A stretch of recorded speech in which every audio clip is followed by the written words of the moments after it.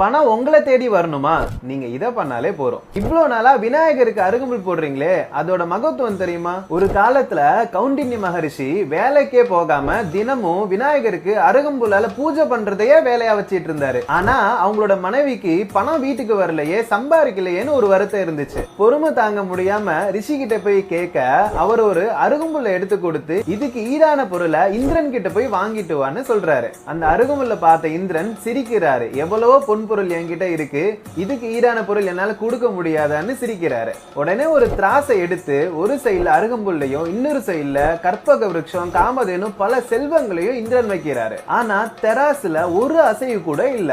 சந்தேகத்துல குபேரனை கூப்பிடுறாரு இந்திரன். குபேரனுடைய எல்லா செல்வங்களையும் வச்சும் போதாததுக்கு இந்திரனோட கிரீடத்தை எடுத்து கூட வைக்கிறாங்க, ஒரு அசைவு கூட இல்ல. இந்திரன் யோசிச்சு முப்பெருந்தேவர்களான பிரம்மா, விஷ்ணு, சிவன் 3 பேரையுமே அந்த தெராசுல நிக்க வைக்கிறாரு.